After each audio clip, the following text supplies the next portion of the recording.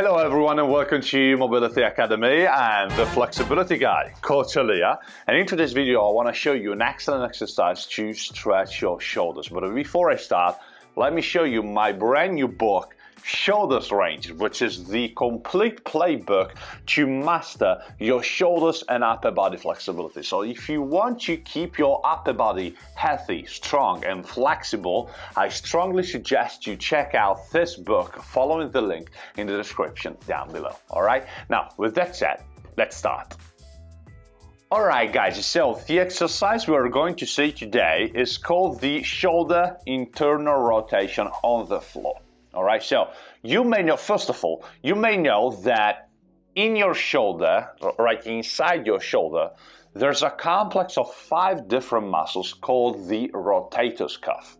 All right, so it's really famous, so you may know that. The rotator cuff is a complex of different muscles, 5 different muscles, that move the shoulder, among many other muscles, of course. But talking about internal and external rotation, when you do something like this, when you bring your arm in like this, you're doing an internal rotation. So from here, you go here, from here, you go here, from here, you go here. Internal rotation. Vice versa, when you move your arm out like this, or like this, or like this, you're doing an external rotation. So both are important. Today we are going to see an exercise to improve your internal rotation. And the internal rotation is really important for the shoulder joint to gain flexibility, of course, and to create space inside the joint. All right, so a lot of people don't have a lot of space inside the shoulder joint, so the shoulder joint is stiff. If you improve the internal rotation, you're going to improve the flexibility, especially of your posterior capsule, the portion of the shoulder which is back right here, and this will increase your overall shoulder's flexibility. All right, to perform this exercise right here, you just need a pair of yoga blocks and maybe a little weight. All right, so now prepare your yoga blocks, maybe a little weight, and let's start. All right guys, so I have 1 kilo here and I have my couple of yoga blocks. So what I want to do is this. You want to lay down on the floor like this. All right, you lay down and you put a yoga block under your head. All right, so from here I go down, yoga block under my head like this. Now I want to place my shoulder like this, away from my ear. So not like here, but away from my ear. And from this position here, I want to roll a little bit towards my shoulder. All right, so I want to turn my body in this direction here. And I want to make sure that the shoulder is touching the floor. So the shoulder have to be in contact with the floor at all times. All right, now the other yoga block, I put the other yoga block right here. All right, so the height of the yoga block depends on your flexibility level. So let's assume you want to start from here. So I want to push down the shoulder here away from my ear. Let's remember that, all right? And from this position here, I want to lift, and then I want to go down like this. Now watch, I don't want to go down with my wrist. So I don't want to flex my wrist like this. I just want to keep my wrist straight, and I want to push my forearm down like this. So as you can see, if the support under your head doesn't fit your, doesn't make you comfortable in this stretch, just raise it up a little bit and just make sure you're staying comfortable with your head, and then you go down and you touch the yoga block. Of course you can flex the wrist a little bit, just make sure that you focus on this part of your body, not on this. So you don't want to flex this only, you just want to push the forearm down. Now as you are here, you are in the stretch. All right, and you can remain here, relaxing your shoulder and trying to internally rotate more and more and more and more. All right, so you want to apply a pressure with your entire body on the shoulder. So a really common mistake people do here is just to lift the shoulder right here. They do something like they just, as they go here, as you can see here, my shoulder is coming up. is coming up like this. So you don't want to do that. You want to relax and you want to apply pressure there to make sure that your shoulder is staying in the correct position, all right? And then you go down. So you can stay here 6 to 10 breaths. Then you can apply a PNF contraction. And to do that, you can push your hand up against your other hand's resistance. So you push, push, push, and you hold this contraction 10 to 15 seconds.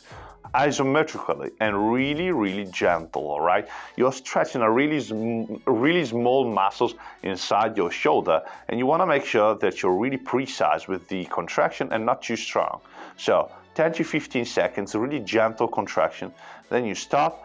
And after the PNF contraction, I strongly suggest doing something like an antagonist contraction. So I'm talking about PNF contractions and antagonist contractions, and you can find all the explanations you want on this channel, of course, if you type in PNF stretching, or on my online flexibility course, where I explain to you how to stretch and which are the best stretching methodologies, like the PNF and the antagonist contraction. So what is the antagonist contraction? Right after the PNF, so during the PNF, to increase your flexibility, you push your hand up, and this will relax your muscles more. But you can do also the reverse. So rather than pushing your hand up, you want to push your hand down. All right, so you push your hand down against the block or against your hand, and you hold that contraction. The same, 10 to 15 seconds, you hold the contraction, and then you stop, inhale, exhale, hand on top, and push down. Now, if you feel that, okay, I can do something more, you can also use the weight. And this works exactly the same. And I strongly suggest you try this, because with the weight, you have something which is pulling you down. But you want to make sure that the weight isn't too much, because if the weight is too heavy, you're going to resist to the weight. And these are different kind of work.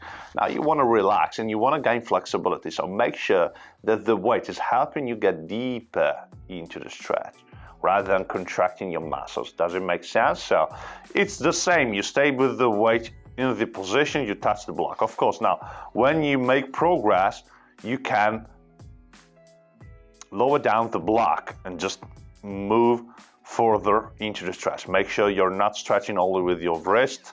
Your focus is here on your forearm, and that your shoulder is staying well pressed against the floor at all times, all right? So as I said, as you are in the position with the weight, I strongly suggest you do the exercise with the weight. But of course, start without.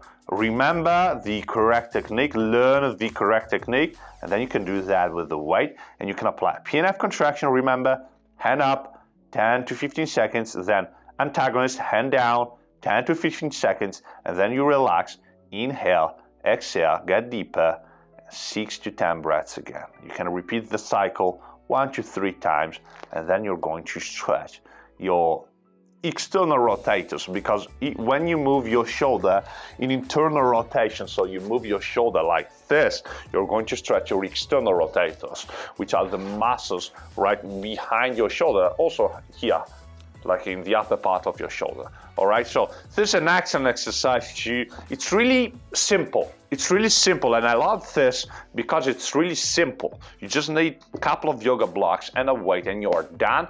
And this is really important, guys. One of the best stretches for your shoulders. It's simple, but yeah, if you try this, you'll feel that your shoulder is kind of stiff there. You have to improve your internal rotation. In fact, our aim here is just to reach a position which is really close to the floor with your hand as you internally rotate. This is the final goal of this stretch right here.